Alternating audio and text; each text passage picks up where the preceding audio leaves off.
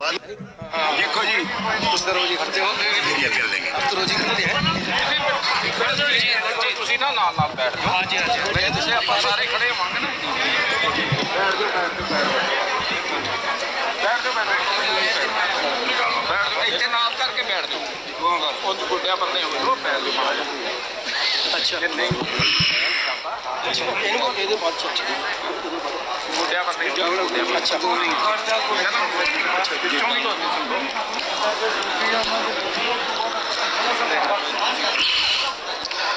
इस ऐतिहासिक किसान आंदोलन को ऑर्गेनाइज करने वाले तमाम जत्थेदार साथियों, बुजुर्गों, भाइयों, बहनों, नौजवानों,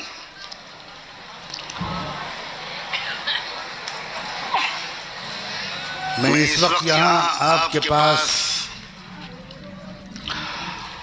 भारत के तमाम गरीबों, मजदूरों, किसानों और मुसलमानों का मोहब्बत भरा सलाम पेश करने के लिए आया हूँ। अस्सलामु अलैकुम। वाहे गुरु जी का खालसा, वाहे गुरु जी की फतेह। मैं आपसे सच कहता हूँ, जब से 2 साल पहले मुझे दरबार साहब जाने का अवसर प्राप्त हुआ था और मैंने वहाँ कुछ क्षण बिताए थे, उस वक्त मुझे मेरी आत्मा को ये महसूस हुआ था कि इस भारत के मजलूमों को जो नई आज़ादी मिलेगी उसकी शुरुआत दरबार साहब से होगी। बाबा गुरु नानक जी की शिक्षाओं से होगी, गुरुवाणी से होगी।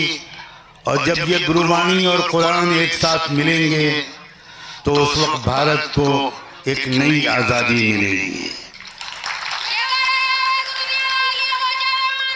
मेरे बुजुर्गों, मेरे भाइयों, मेरी बहनों, मेरी माँ, नौजवानों, मैं आपको बधाई देता हूँ और ये बात साफ शब्दों में कहना चाहता हूँ कि ये 3 काले कानूनों के खिलाफ सिर्फ लड़ाई नहीं है, ये आज़ादी की लड़ाई है। आप आज़ादी की लड़ाई के सूरमा हैं।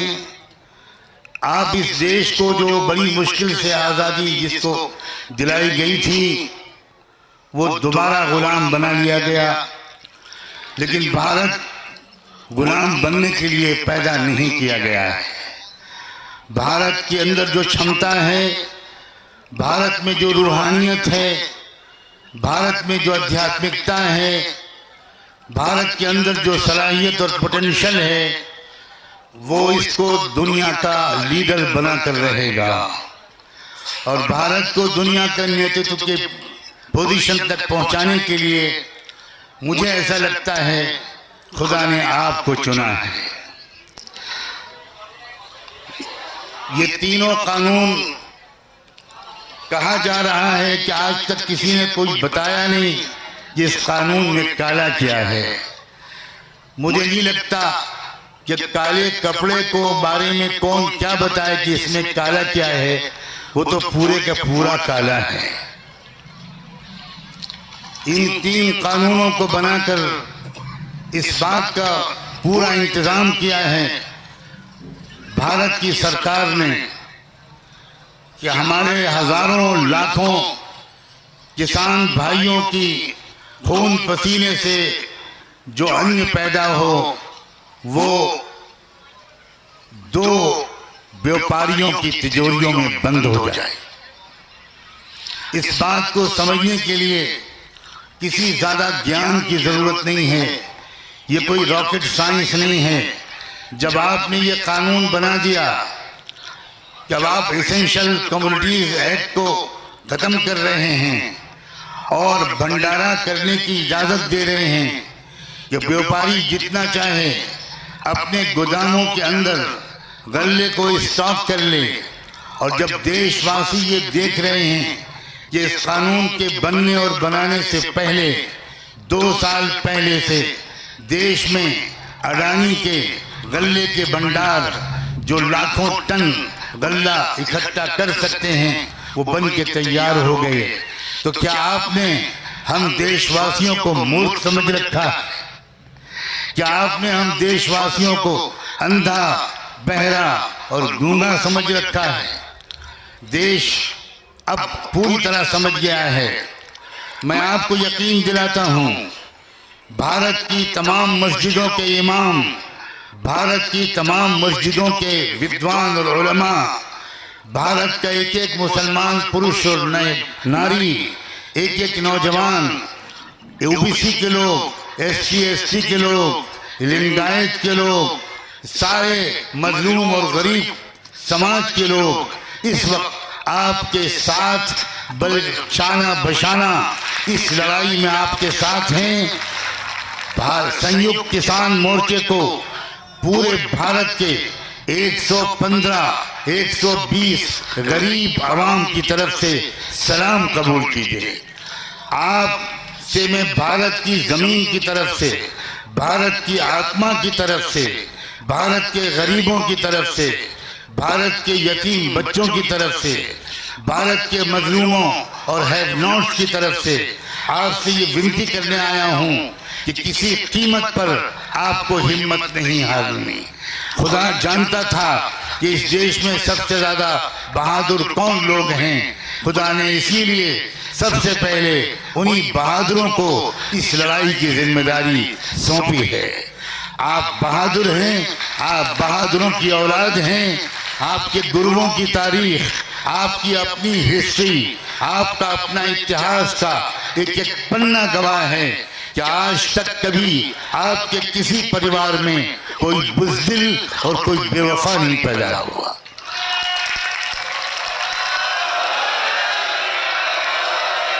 आप मन के सच्चे लोग हैं और आप अपनी बात के पक्के लोग हैं।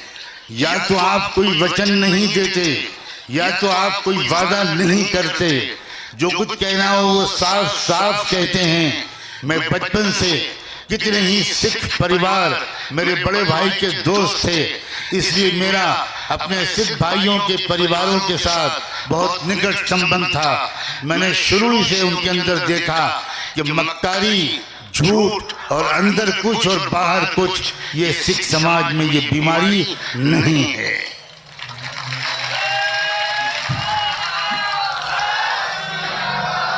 मैं खुदा से प्रार्थना करता हूं कि मेरी तरफ से और आप सबकी तरफ से वो 200 से ज्यादा जो बुजुर्ग और भाई यहाँ शहीद हुए, जिन्होंने अपनी शहादत पेश की, जिन्होंने अपने प्राण निछावर किए, जिन्होंने अपनी जान दे दी सच्चाई की लड़ाई में, गरीबों की तर्जुमानी में, उन सबको हम सब की तरफ से सलाम पहुंचे।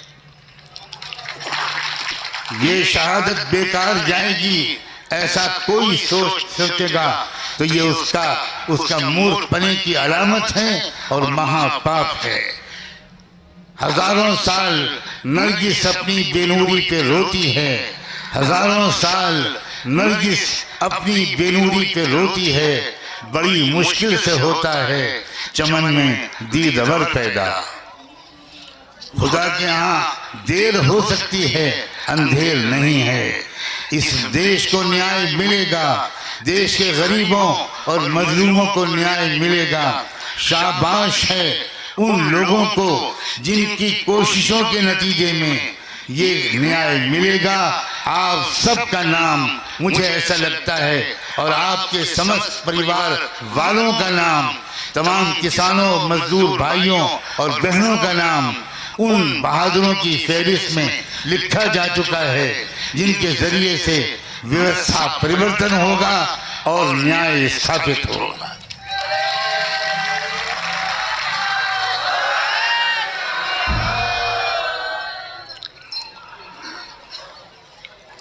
आप अच्छी तरह जानते हैं मैं YouTube के माध्यम से रोजाना आपके साथ शरीक होता था। अपने बहुत बिजी शेड्यूल के बावजूद और अपने स्वास्थ्य की खराबी के बावजूद मैं शायद ही पिछले 2.5-3 महीने में कोई एक दिन ऐसा गया हो जिसमें मैंने सोशल मीडिया के माध्यम से सिंधुपुर हाजिरी न दी हो, गाजीपुर हाजिरी न दी हो। मैं इस बात को भी बहुत गंभीरता से वॉच करता रहा हूं कि आपके दरमियान आपस में फूट डालने की भी कोशिश की जा रही है।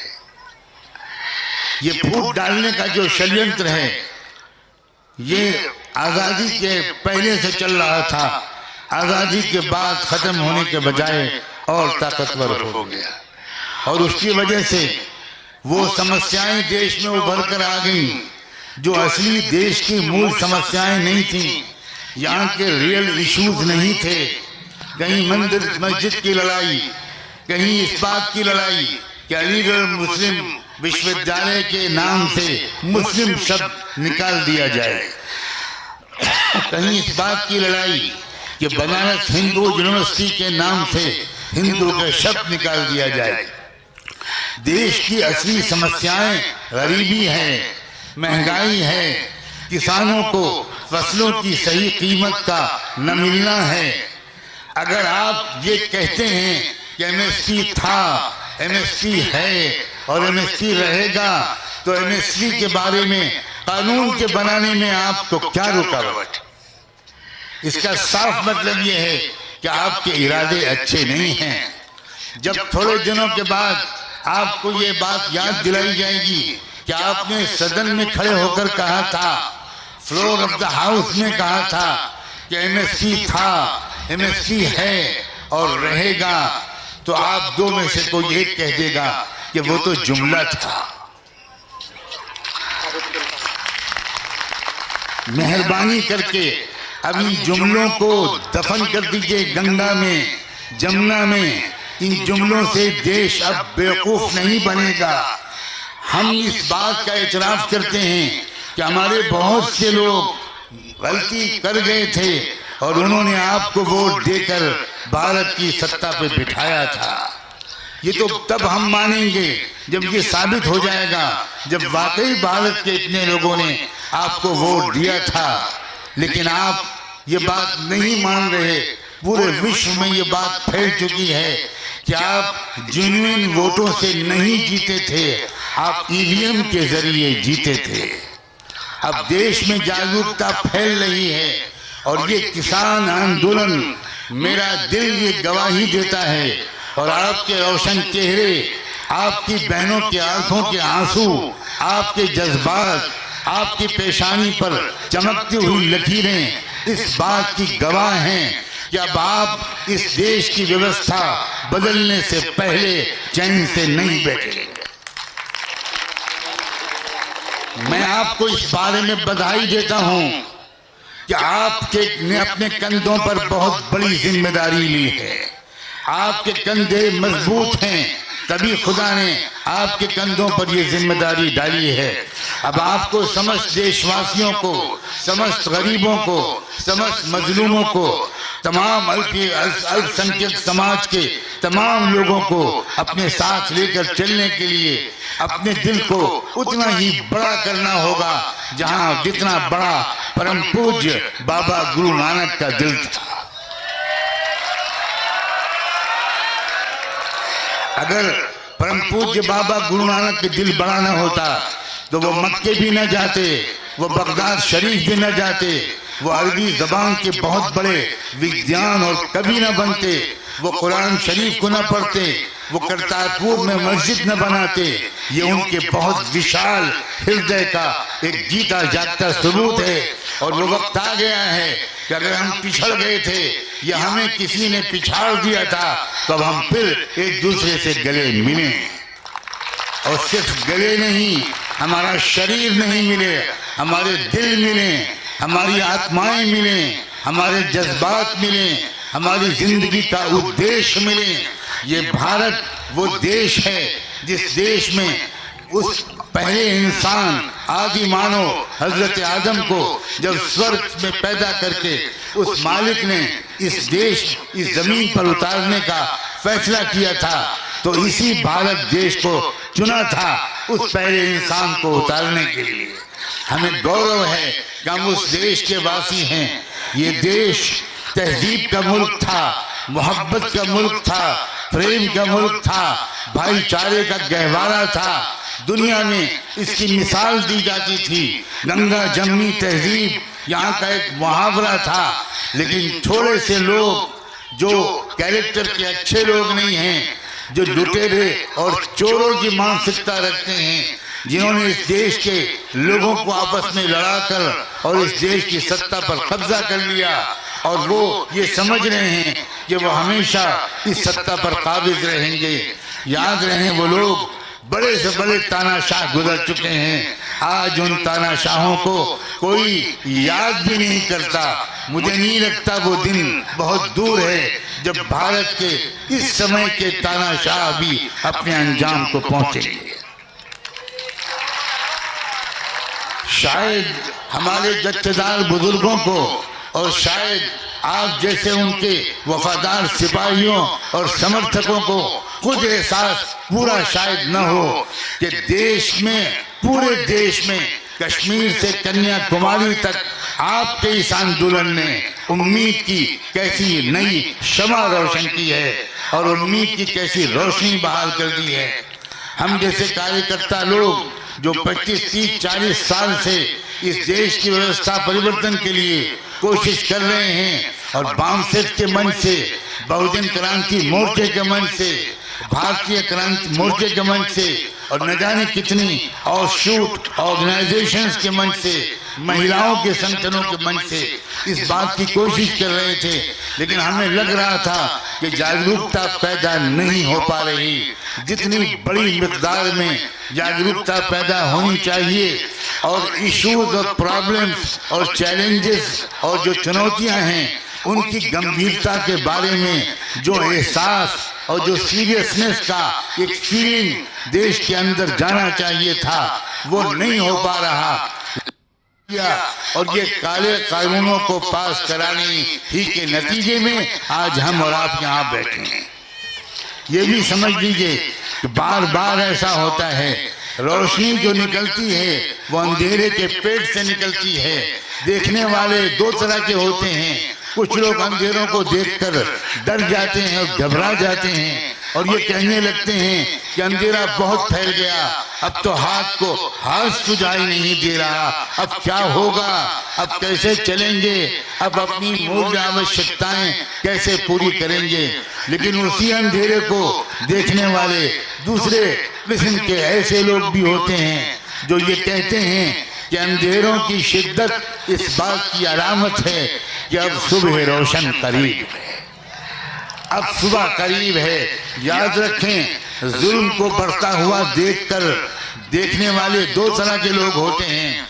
जो लोग इस जुल्म को और अन्याय को देखते हैं वो दो तरह के होते हैं। कुछ लोग वो होते हैं जो समझते हैं कि अरे अब तो बहुत जुल्म हो रहा है, अब देश में गरीबों का क्या होगा, मजलूमों का क्या होगा, किसानों का क्या होगा, मजदूरों का क्या होगा। लेकिन दूसरे किस्म के ऐसे लोग भी होते हैं जो ये समझते हैं कि जुल्म जब बढ़ रहा है तो ये इस बात की अलामत है कि अब इंसाफ का दौर करीब है, अब न्याय की सुबह करीब है। और इस बात की अलामत ये मंच है और आप सब हैं। अगर आपने ये हिम्मत न की होती, अगर आपने ये फैसला न किया होता, अगर हमारे जत्थेदार साथियों ने, बुजुर्गों ने ये जबरदस्त फैसला न किया होता कि इनफ इज इनफ, बहुत हो चुका, अब हमको बाहर निकलना होगा, अब हमको सड़कों पर आना होगा, अब हमको दिल्ली में रामलीला ग्राउंड तक जाना होगा, अब हमको घेराव करना होगा, हमको आवाज बुलंद करनी होगी। अगर आपने ये पहल न की होती तो हो सकता है अभी रात का अंधेरा और बहुत दूर तक चलता। लेकिन आपकी पहल ने लोगों के दिलों में ये उम्मीद पैदा कर दी है कि अंधेरा अब उसकी उम्र घट रही है और रोशनी के दिन करीब आ रहे हैं। मैं आपके इस मंच से तमाम जाट भाइयों और बहनों को भी ये संदेश देना चाहता हूं कि जाट भी एक बहादुर कौम का नाम है। आपने और जाट भाइयों और बहनों ने खास तौर पर जब आपने ये बेड़ा उठाया और पहल की तो सारा देश जात और धर्म की तमाम बाधाओं को पीछे करके आपके साथ आ गया। इसलिए आप इस बारे में चौकन्ना रहिएगा। ये तो मैं अपनी तसल्ली के लिए कह रहा हूँ, वरना मुझे आपकी समझदारी पर, आपके विजनरी अप्रोच पर, आपकी इंटेलेक्चुअल कैपेसिटी पर इतना भरोसा और विश्वास है कि आप खुद चौकन्ना रहेंगे। लेकिन मैं ये समझता हूँ कि मैं एक नेक काम करके जाऊंगा अगर आपसे ये रिक्वेस्ट करके जाऊं, ये विनती और ये निवेदन करके जाऊं, बल्कि ये प्रार्थना करके जाऊं कि किसी कीमत पर जाट और सिख और ये किसान एकता को कभी कोई दरार न पड़ने दीजिएगा। ये किसान ही इस देश की असल जुबान था, किसान ही इस देश की असल शक्ति थी और शक्ति है और शक्ति रहेगी। इसलिए आप अब सबको अपने साथ लगाए रखिए, खूब चौकन्ना रखिए कि जो दुश्मन है वो हर कीमत पर हमारी सफों में दरार पैदा करने की कोशिश करेगा। मैं मुस्लिम समाज की तरफ से पूरी जिम्मेदारी के साथ आपको यकीन दिलाता हूं कि देश के 25-30 करोड़ मुसलमान, जैसा कि अभी हमारे साथियों ने बार बार आपको बताया, वो सब आपके साथ खड़े हैं, वो सब आपके पीछे खड़े हैं। हम कोई नमाज ऐसी नहीं होती जिसमें आपकी कामयाबी के लिए दुआ न करते हों। जगह जगह दुआएं हो रही हैं, जगह जगह मस्जिदों में, दरगाहों में उस मालिक के गिड़गिड़ा कर लोग दुआ भी कर रहे हैं। नौजवान आपके साथ हैं, यूनिवर्सिटी के स्टूडेंट्स, लड़के और लड़कियां आपके साथ हैं। और क्या अच्छा हो कि पूरे देश में भी आपके कुछ प्रतिनिधि पूरे देश का दौरा करें। मैं जहां जहां आपका इस्तेकबाल कर सकूंगा खुद करूंगा, वरना हजारों लोग आपको अपने इस्तेकबाल के लिए तैयार मिलेंगे। मैं ज्यादा समय आपका नहीं, मैं आप सबकी हिम्मतों को सलाम करते हुए आपसे इजाजत चाहता हूं और अपने थोड़े से कमजोर और बीमार जो मेरी सेहत का हाल है उसके लिए दुआ की भी प्रार्थना करता हूं। मेरा दिल चाहता है कि पूरे देश में इस आंदोलन की आवाज लेकर एक एक गांव में मैं खुद जाऊं, हर दरवाजे पर फकीरों की तरह दस्तक दूं कि अब घर से निकलो, अब घर में बैठने का वक्त नहीं है, अब भारत की तकदीर के बदलने का वक्त है। और भारत की तकदीर बदलेगी तो विश्व की भी तकदीर बदलेगी। इन उम्मीदों के साथ मैं आप सबकी मोहब्बतों का बहुत शुक्रिया अदा करके आपसे इजाजत चाहता हूं, आपसे रुखसत होता हूं। अभी हमको फौरन नमाज भी पढ़नी है। एक बार फिर मैं आपको सलाम करता हूं। वाहे गुरु जी का खालसा, वाहे गुरु जी के फतेह। बहुत बहुत शुक्रिया, बहुत बहुत शुक्रिया।